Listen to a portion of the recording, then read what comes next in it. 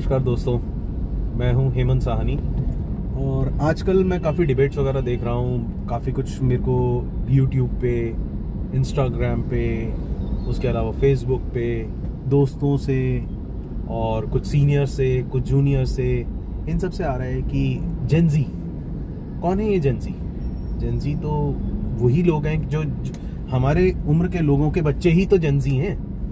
मतलब जो बच्चे 2000 बाद के पैदा हुए वही जेनजी हैं। और आज की डेट में जेनजी का प्रोटेस्ट चल रहा है। कौन कर रहे हैं ये प्रोटेस्ट क्या एक्चुअली वो लोग कर रहे हैं जो कंसर्न हैं, या ये प्रोटेस्ट वो लोग कर रहे हैं जिनकी कोई पॉलिटिकल मोटिव्स हैं? ये एक बारी डिसाइफर करना बहुत ज़रूरी है। इसलिए ज़रूरी है क्योंकि आज की डेट में जैसे मेरे अपने बच्चे ही कहते हैं कि CJP is a very good party. अच्छा, दो it is not a political party but it is a party. ठीक है, party is like accumulation of some people, a handful of people who are driving youngsters to the brink of doing anarchy kind of a thing.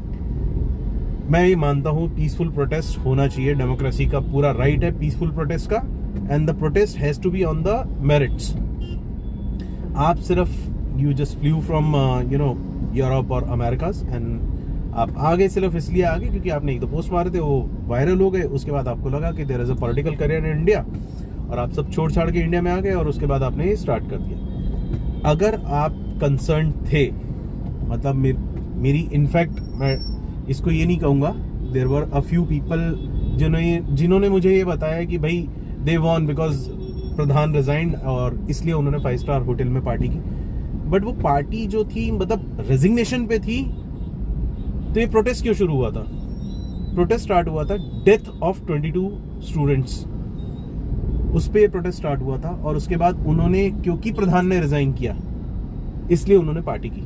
तो it is all justified on the death bed of 22 students they can go to 5 star party because what they wanted just a resignation which was nothing more than scapegoating somebody. इसके beyond कुछ नहीं था। क्योंकि प्रधान, मैं भी मानता हूं, देखो ऐसा नहीं है कि प्रधान रिस्पॉन्सिबल नहीं है, बिल्कुल है टू सम एन एक्सटेंट। अगर मैं कहीं किसी यूनिट का हेड हूं तो उस यूनिट में अगर कुछ गलत हो रहा है तो I am responsible for that. But क्या हमने उस यूनिट में जो गलत हो रहा है उसको चेंज करने के लिए कोई बात की है? क्या हमने सोचा है कि ये चेंज कैसे होगा? जो लॉ इंट्रोड्यूस हुआ इसका भी ऑपोजिशन पार्टीज ने ऑपोजिशन किया। मतलब मेरे को तो समझ नहीं आता ऑपोजिशन पार्टीज किस लिए हैं इंडिया में।